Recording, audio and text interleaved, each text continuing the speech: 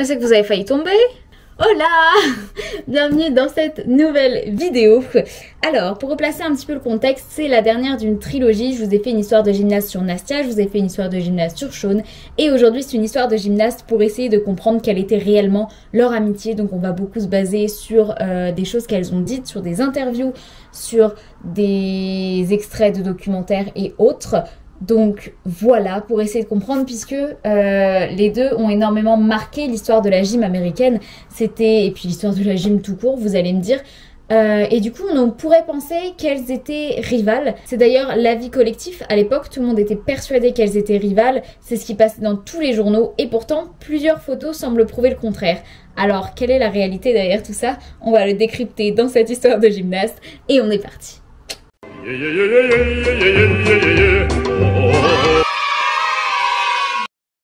Alors, pour les détails un peu techniques, Nastia est née le 30 octobre 1989 et Shawn le 19 janvier 1992, ce qui signifie qu'elles avaient 3 ans d'écart. Mais elles se sont retrouvées dans l'équipe américaine en même temps et toutes les deux se sont distinguées aussi bien l'une que l'autre en remportant tout simplement, absolument, toutes les médailles qu'il y avait à remporter dans l'histoire de la gymnastique. À l'époque, je n'aurais pas aimé être une gymnaste de haut niveau en même temps qu'elle, car on pouvait dire au revoir aux médailles. Pour vous donner un petit exemple, rien qu'au JO de Pékin en 2008, alors au concours général, Nastia était première, Shawn est arrivé deuxième. Au bar, Nastia a eu la médaille d'argent.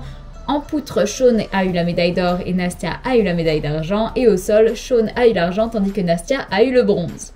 Ça laisse pas beaucoup de place pour les autres. Et je sais pas si vous avez déjà vu des vidéos, mais elles sont vraiment opposées. On a Nastia qui est tout en longueur, tout en souplesse, tout en finesse, tout en légèreté et grâce. Et de l'autre côté, on a Shawn qui est beaucoup plus petite, vraiment dynamique, dans les mouvements rapides, dans des difficultés incroyables. Et vraiment deux types de gym différentes, deux types de gym impressionnantes et vraiment à voir quoi. Et en fait, à l'époque, tous les journaux disaient qu'elles étaient concurrentes. C'était d'ailleurs ce qui tournait énormément. C'est vrai qu'elles venaient de deux clubs différents et toutes les compétitions qu'elles pouvaient faire, c'était soit l'une qui gagnait, soit l'autre. Donc on avait cette idée qu'elles étaient forcément rivales et c'est compréhensible.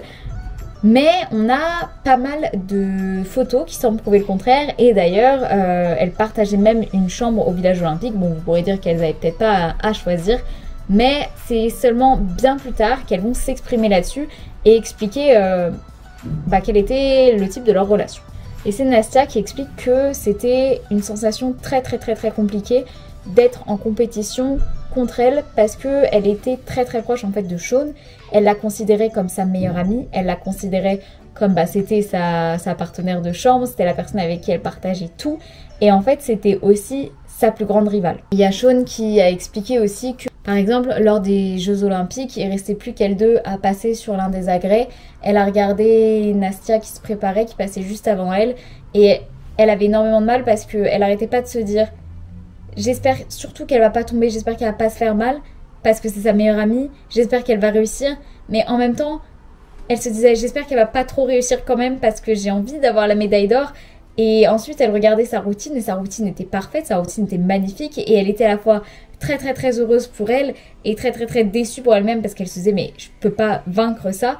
Et elle expliquera plus tard que ce décalage entre la joie pour sa meilleure amie et la tristesse pour elle-même, c'était super dur à vivre parce qu'elle avait que 16 ans.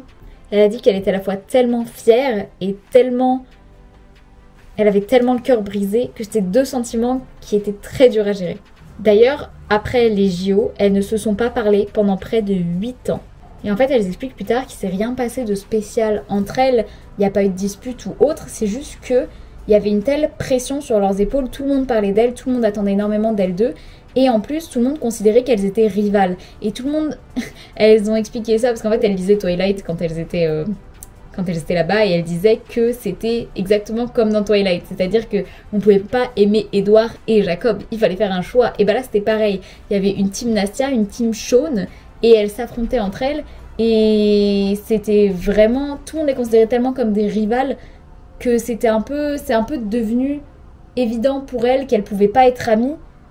Alors que si, mais elles étaient tellement jeunes que voilà. Après, elles se sont plus parlé pendant 8 ans. Du coup, elles ne se suivaient même pas sur les réseaux sociaux, elles n'avaient pas leur numéro de téléphone. Et petit à petit, elles se sont toutes les deux rendues compte de leur côté qu'elles avaient envie de se retrouver, qu'elles comptaient énormément l'une pour l'autre et qu'elles se manquaient. Mais après 8 ans, c'est super difficile de revenir vers quelqu'un. Du coup, elles essayaient de elles se stalkaient un petit peu en scred sur les réseaux et autres pour savoir ce que l'autre faisait, mais sans jamais oser se recontacter. Et finalement, un jour, il y a Shaun qui était proche de la ville où vivait Nastia, dans un aéroport, et elle s'est dit, mais faut que je fasse le tout pour le tout. Et donc, elle lui a écrit un immense email où elle lui disait qu'elle était fière d'elle, qu'elle comprenait tout à fait si elle répondait pas, mais qu'elle pensait à elle tous les jours, et que malgré tout ce qui s'était passé, c'était toujours sa meilleure amie.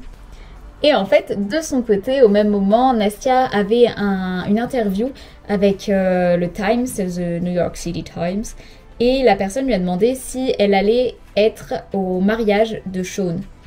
Et comme elle ne s'était pas parlé depuis super longtemps, elle n'était même pas invitée, et du coup ça a fait un choc à Nastia qui s'est dit, mais cette personne c'est ma meilleure amie, je l'aime tellement, et je vais même pas être là pour son mariage.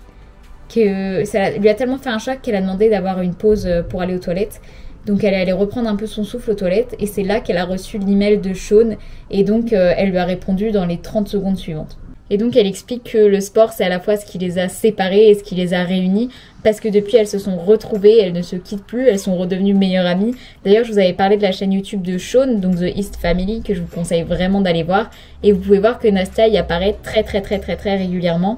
Et elles passent voilà, énormément de temps ensemble et elles sont enfin épanouies toutes les deux. Mais voilà, c'est tout ce que j'avais à dire à propos de leur amitié, qui est bien une amitié. Mais j'ai lu tout ça et j'ai trouvé ça tellement beau comme histoire qu'il fallait que je vous la raconte. Que voulez-vous, je suis une personne faible. Donc voilà pour leur petite histoire. J'espère que cette vidéo vous aura plu, j'espère que la trilogie de vidéos vous aura plu. En tout cas, je vous fais plein de gros bisous et je vous dis à très vite pour une nouvelle vidéo.